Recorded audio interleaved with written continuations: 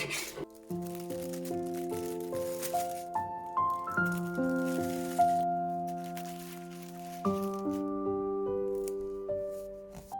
there, welcome to the channel. If you're new here, my name is Cass. I'm an artist and a small business owner. Today we'll continue working on an order that I was working on in my last video. They ordered my two newest creations, Perry and her cat Comet, and they also ordered the Coquette Bunny desk belt. So far we sculpted them, painted them, and put on the first two coats of glaze, but we will get right into putting on the third one.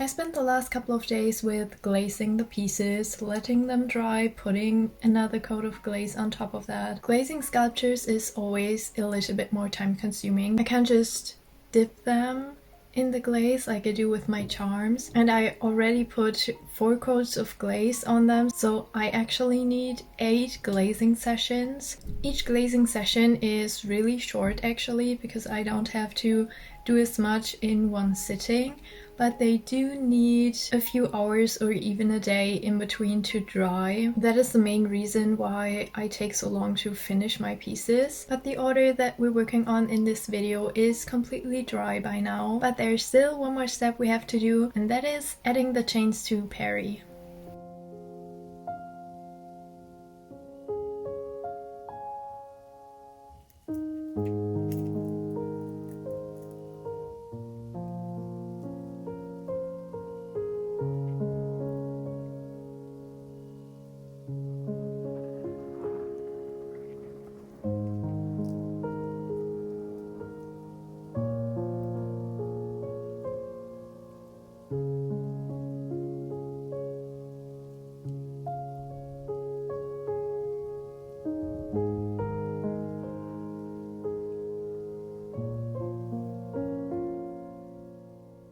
I messed up a little bit, it's nothing serious, but I forgot that it would make the most sense to put on the chain on her pants first and then put on the chain on her neck, because I secure the chain on the neck with some varnish, but I can't really move the figurine while it dries so that the chain actually stays in place. So we now have to wait for that to dry a little bit before adding the other chain. But as I said, that is nothing serious. I would have to wait for that to dry anyway before I can pack the order and ship it off.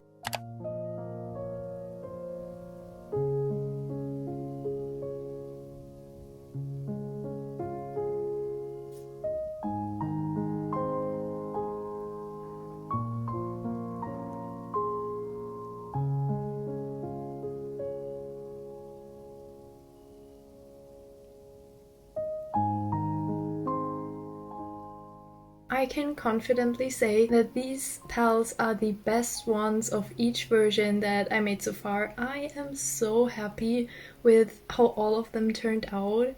And one thing that is always a little bit of a problem is lint. I use rubbing alcohol on the clay and I scrape away everything that I find after baking with an X-Acto knife, but I can't control what sticks to the glaze while it is drying. And I have pieces that I wouldn't sell because there is too much lint that got stuck to it, but these ones are the cleanest ones by far, and I'm really happy about that. Since they're all finished now, we can finally start packing them. And I don't know if anyone noticed, but I actually don't have thank you cards. Until now I always put in a handwritten letter instead, but that is something that I just cannot do for every single order, and it's also causing me a little bit of stress to find the right words each time. And on some days my handwriting is just extremely messy no matter how careful I am. So I finally sat down and designed a thank you card. I still use my own handwriting for the back so that it still has a personal touch to it.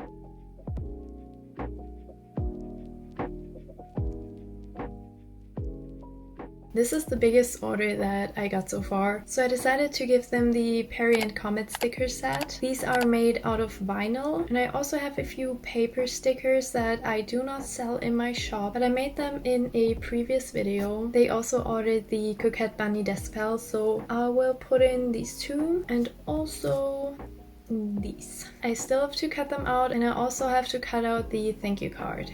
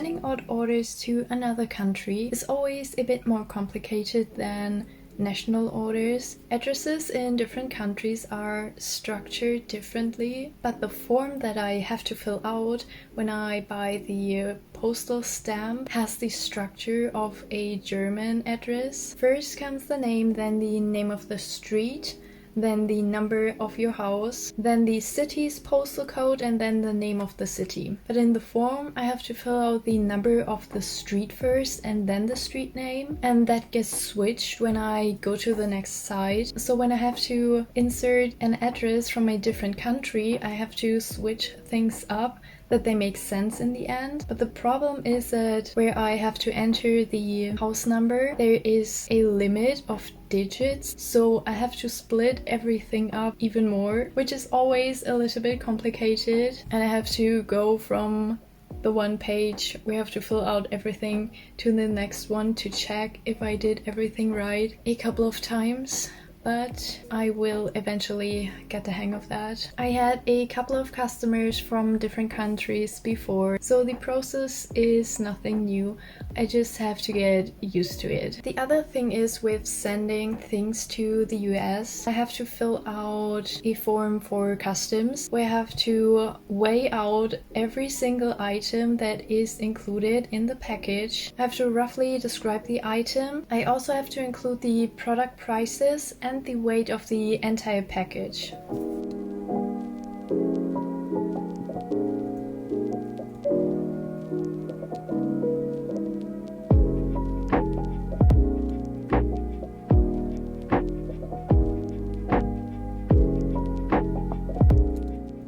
Thank you so much for watching. Thank you so much for being here. I hope you have a wonderful rest of your day. See you in my next video. Bye!